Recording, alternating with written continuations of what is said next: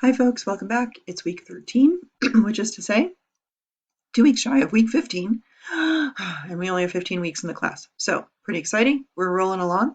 And what that means is this week you are finishing up your informational report. Now, I said originally that your deadline would be Wednesday. I'm going to give you till Thursday. And the reason I'm doing that is because I really want you to get support if you haven't already from either Emily or me. So please, oh please, oh please, if you haven't already finished your peer reviews, get those to your partners this week. I mean, not this week, like today. Today is Monday. We want to get that underway so that your partners have your wisdom and so that you kind of internalize the wisdom you've given others. You know, as you put on the editor's hat, you get smarter. I don't know what happens, but there's a part of your brain that just kind of kicks in and it becomes more objective. And if you can apply that objective wisdom to somebody else's work, you can more likely apply it to your own. So this is to your advantage. Also to your advantage, you have an embedded tutor. I mean, I'm saying that is such a gift. Not every class has that. So please take advantage of meeting time with Emily and sign up for a conference with me if you haven't already. The conference times may expire before I'll try to edit this so it extends for the next couple of days.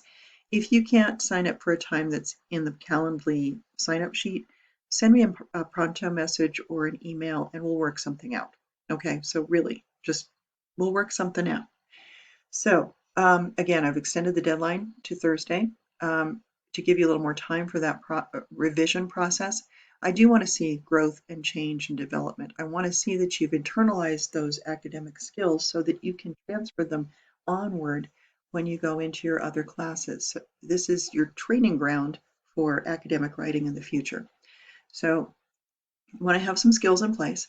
Among those skills is how to work a pesky little apostrophe. So you have a quiz this week on apostrophes and some reading along those lines. The quiz is open through Sunday, but I encourage you to take it before you turn in your final draft of your report, just so that you can apply those skills to your writing and feel fancy. Also, you will have a journal reflection this week where you write as you did before about your writing process, what you learned from the experience, and so on. It's your morning after reflection. You guys did a rockin' good job on that last time. You wrote thorough comments, really thought about your writing process, and I just want to say that was great, and I hope you will do something similar this time.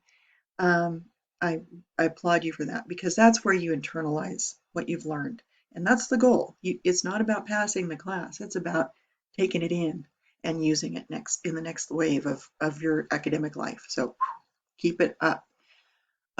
So in celebratory news, we have our Leonardo Literary Magazine debut, and student writers will be reading alongside Erica Worth, who is a poet, essayist, and novelist, who is our visiting writer. And the event is this Thursday at 7 to 9, from 7 to 9 via Zoom. Sign up here to attend. If you want to, you can sign up for the writing workshop, which is super cool. If you want to explore your creative writing chops, that's awesome. If you didn't submit some work for this particular issue of Leonardo, I want you to consider in the future doing so. Leonardo publishes fiction, nonfiction, poetry, photography, images of fine art. Several of my former students have published their narrative essays in Leonardo in the past. Just put that in the back of your mind. In the future, who knows what could happen. So to celebrate other writers, student writers, and writing in general, I hope you will attend, and if you send me a brief summary, I might give you some points. Just saying. That's how much I think this is of value to you. Okay, let's move on to what's going on this week. Alrighty. So this week we are introducing our new genre translation / public awareness campaign, where you take the information that you gathered for your report and present it to a new audience through new genre and medium. We're going to get to that in a minute, but first we have to finish this essay. Okay, let's cruise. All right, you're in the final stretch, yay! Okay, module overview, let's talk about that. All righty, so this week, as you know, you're going to submit your final research report reflect on your writing process, explore the genre translation, and identify and correct apostrophe errors.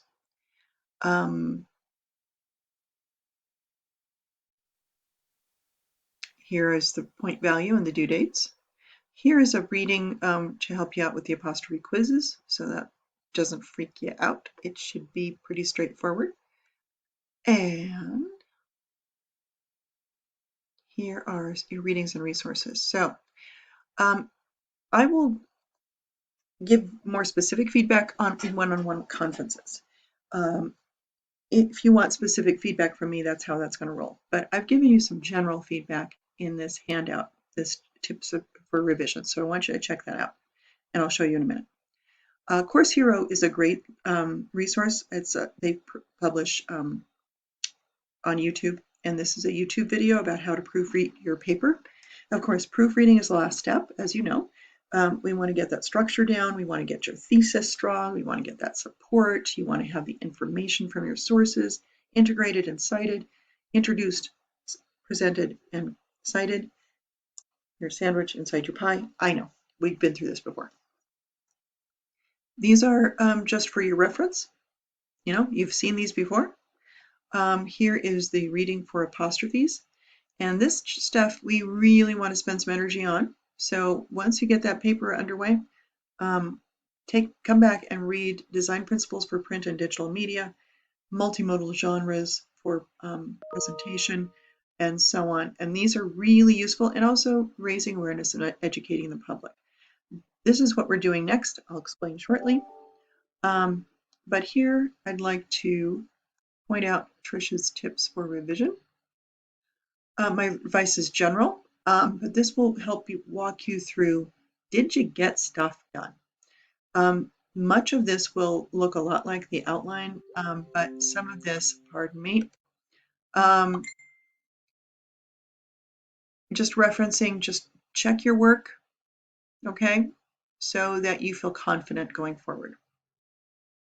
Okay, moving forward. Here's that video. It's awesome. Here's where you submit your informational report. If you want to review the prompt, that's there. Here's your morning after reflection. And so, as you did before, you'll answer some questions, but I want you to think about them. If you need to, you can review the chapter on writing reflections, because this is what this is. So think about what you learned.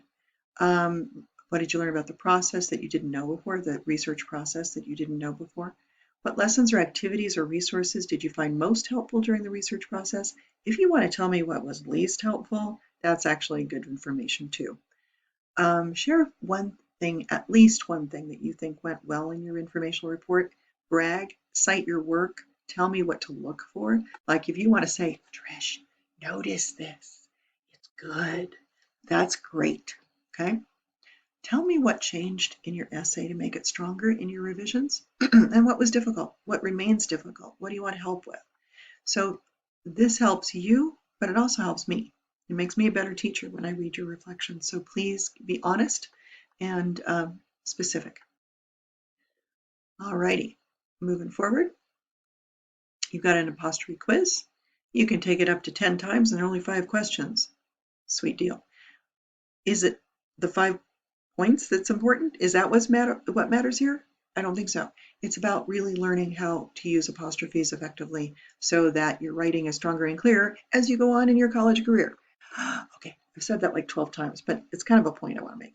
All right, here is the overview of the the public awareness campaign genre translation. So here's the basics. You have done your research. You're not doing new research. You're going to present your research to a new audience, a non-academic audience who could benefit from the research that you have found. Who would that audience be? Would it be parents? Would it be children? Would it be college students? Would it be people entering a sport? Would it be people who are suffering from an illness or who need information?